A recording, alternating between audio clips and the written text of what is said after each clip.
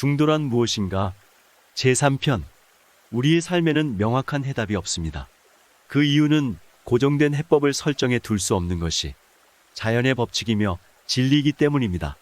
모든 것은 항상 변하기 때문에 잠시도 머물러 있지 않을 뿐만 아니라 서로 연기되어 있으며 자성이 없기 때문입니다.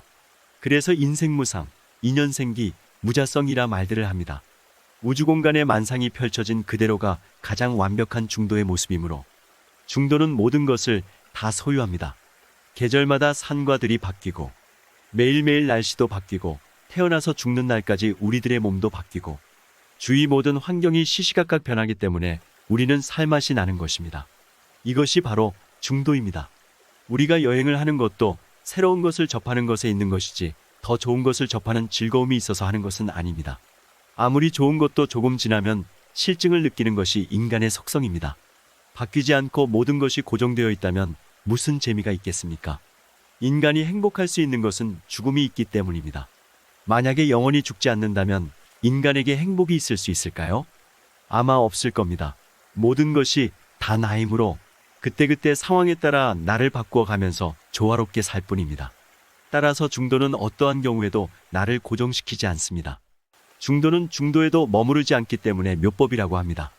무주, 즉 머무르지 않으므로 집착이 없다를 부정하면 묘법이 아닙니다. 원칙이 있는 가운데 자유롭고 원칙에 철저합니다. 중도, 즉 완성된 지혜는 빨리 가야 할 때는 빨리 갈 줄 알고 느리게 가야 할 때는 느리게 갈 줄 알고 쉬어가야 할 때는 쉬어갈 줄 알아야 합니다. 중도는 깨달음의 중심 사상이기 때문에 깨달음은 깨달았다는 테두리 안에도 갇혀서도 안 됩니다. 불법 또는 법이라고 하는 말은 항상 불변하여 가장 보편적이고 타당할 수밖에 없는 그 무엇인 진리를 가리키는 말입니다.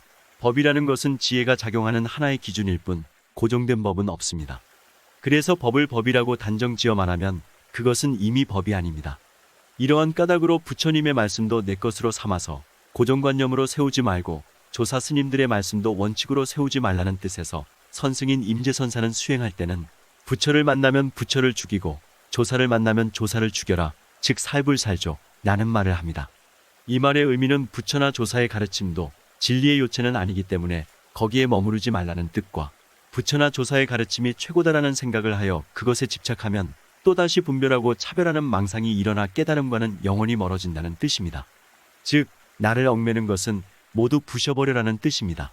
언어 및 문자로 된 모든 견해는 진리를 깨닫게 하기 위한 하나의 방편일 뿐 그것이 진리 자체는 아니라는 의미입니다.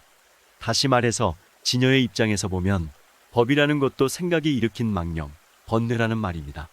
그래서 바른 견해는 내 것으로 세워두는 어떠한 견해도 없는 것을 말하며 이것은 모든 견해를 벗어나는 것입니다. 그리하여 우리는 통찰, 깨달음, 지혜에 이르게 됩니다. 통찰은 견해가 아니므로 통찰과 견해를 잘 구분할 수 있어야 합니다. 그래서 깨달음은 번뇌로 번뇌를 끊는 것입니다. 공성, 연기, 무상, 윤회의 무아와 같은 원리는 견해가 아닙니다. 역대 스승들은 이것을 제자들이 견해로 받아들일까봐 매우 염려하셨습니다. 무아는 자아라는 견해를 극복하도록 돕기 위한 가르침입니다. 무아라는 것은 다른 사람 안에서 자신을 보고 자신 안에서 다른 사람을 볼 수 있게 하려는 것, 즉 타인과의 관계성을 보게 하려는 것입니다. 이것을 견해로 받아들이면 자아라는 견해는 벗어나는 대신 무아라는 견해에 사로잡히게 됩니다. 그러므로 우리는 두 견해로부터 자유로워야 합니다. 이것이 중도입니다. 세상에는 수많은 종교와 종파가 있기 때문에 종교의 자유는 헌법으로도 보장되어 있는 개개인의 절대적인 권리입니다. 따라서 무슨 종교를 믿든 아니면 어떠한 것도 믿지 않든 그 누구도 간섭할 수는 없습니다. 그러나 진정한 종교에 대한 믿음은 자기가 믿는 종교의 틀에서 벗어났을 때 비로소 자신의 종교가 될 수 있을 것입니다. 이웃 종교와 분별하고 차별짓고자 기독교, 이슬람교, 불교, 천주교, 힌두교라고 이름한 것은 결코 아니기 때문입니다. 세상에는 수많은 신앙과 믿음과 종교가 있습니다. 이 모든 것들을 하나도 버리거나 취하지 않는 것이 종교라는 이름의 보편적인 진리입니다. 그래서 모든 종교의 가르침에는 사랑, 자비, 용서, 믿음, 순종과 같은 가르침이 근본을 이루고 있습니다.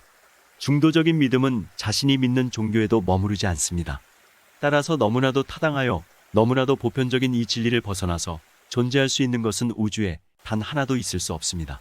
세상에는 옳다, 그르다, 사랑, 미움, 길다, 짧다, 높다, 낮다, 행복, 불행, 나, 너, 양과 같이 모든 것은 두 가지의 성격으로 서로 대립하고 있습니다.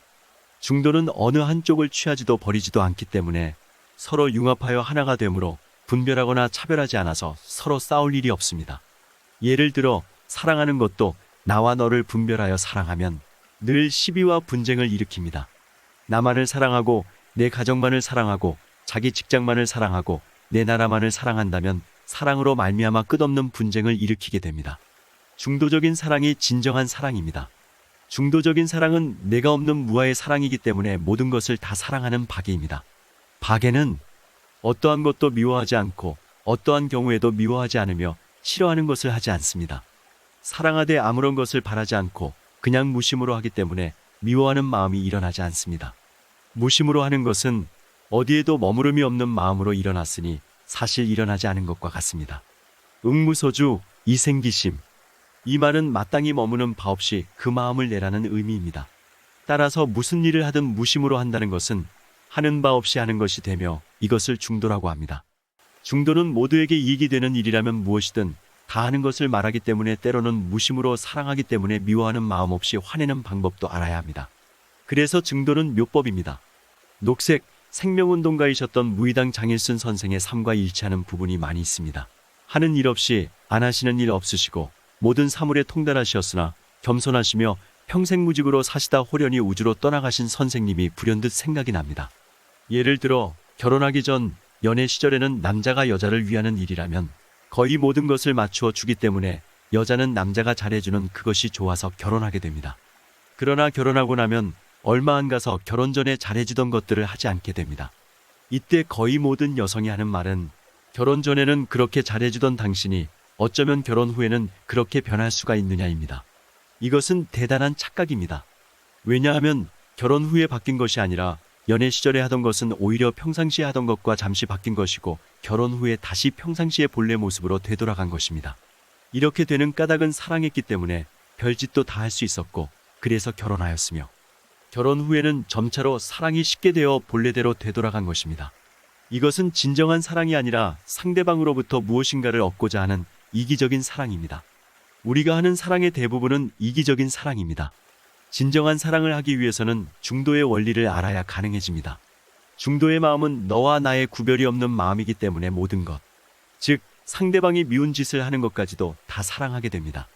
이것이 진정한 하나됨입니다. 미워하지 않는 것은 나와 너를 초월한 중도이기 때문입니다. 중도는 우주를 하나로 보는 것이므로 사랑도 우주 전체를 사랑하는 것이어야 합니다. 이념전쟁, 종교분쟁, 사상, 개념 등은 모두 이와 같습니다. 고정관념은 내가 어리석어 중도의 원리를 모르기 때문에 나와 남을 고통스럽게 만드는 원인이 되는 경우가 대부분입니다. 옛날 어느 고을에 두 아들과 사는 아버지가 있었습니다. 큰아들은 불효자라고 마을에 소문이 나 있었으며 작은 아들은 효자라고 알려져 있었습니다. 어느 날 아침 형은 자고 있는 아버지의 곁에서 아버지의 옷을 입고 앉아있는 동생의 모습을 보았습니다. 그 후로도 매일 동생은 그렇게 하였습니다. 이상하게 생각한 형은 동생에게 그 까닭을 물었습니다. 동생이 대답하기를 아버지가 일어나서 옷을 입을 때 차지 않게 하려고 몸으로 옷을 따뜻하게 하는 중이다 라고 대답하였습니다. 이 말을 들은 형은 감동하여 자기도 내일부터 그렇게 하겠다는 결심을 하고 그 다음날 일찍 일어나 아버지의 옷을 입고 앉아 있었습니다. 아버지가 잠에서 깨어나 보니 큰아들이 자기의 옷을 입고 있는 것을 보고는 이놈이 이제는 아비의 옷까지 빼앗아 입으려 한다 라고 고함을 치면서 나무라고 집에서 내쫓아 버렸습니다. 이처럼 동생은 효자고 형은 불효자라는 고정관념을 가지고 있으면 사실을 진실되게 보지 못하므로 대상의 옳고 그릇됨을 이미 자기 마음대로 결정해버리게 되어 어떠한 문제가 생겼을 때 1차적인 원인을 찾기가 어렵게 되어 문제 해결의 가장 큰 방해 요소가 됩니다. 이것은 우리들의 모든 불행의 씨앗이 됩니다. 고정관념이 만들어지는 이유는 현상적용, 즉 상으로 차별되어 다르게 나타나 있는 것에 집착하여 그 뒤에 감추어져 있는 본질을 보지 못하기 때문입니다. 범사에 감사하라, 항상 기뻐하라 라는 하나님의 말씀도 그 본질에 있어서는 중도의 가르침입니다. 항상 기뻐하고 어떤 일에도 감사하는 마음을 가지려면 모든 것을 긍정적으로 다 받아들여야 하기 때문입니다. 그래서 중도는 종교 공부의 열매이며 자기를 바꾸는 것의 완성입니다. 모든 불행, 분쟁의 씨앗은 바로 내 생각, 즉 아상으로부터 나오기 때문에 이것만 버리면 분별심은 다 사라져버립니다. 아상은 바로 나 자신이므로 나를 버리면 됩니다.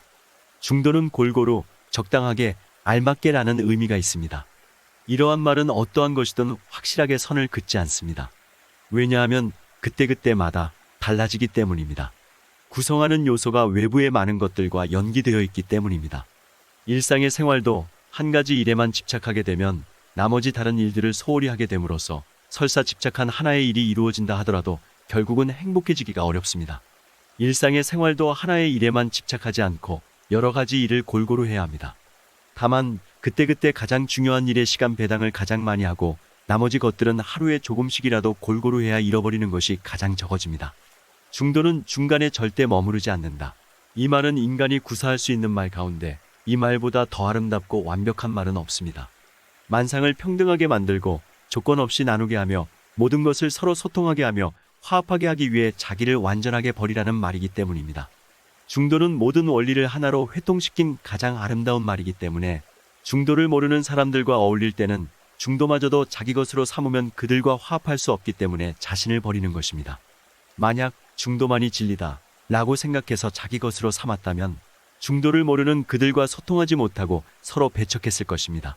중도를 모르는 그들은 고통스러운 가운데 잠깐의 행복을 누리면서 삶을 살아갈 수밖에 없을 것이나 중도를 깨친 사람은 지혜가 충만함으로 자기 자신은 물론 어리석은 그들의 삶까지도 지혜로운 삶으로 점차 바뀌게 합니다.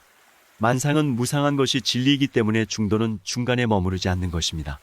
오늘은 여기서 이만 줄일까 합니다. 행복하고 편안한 밤 되십시오. 감사합니다.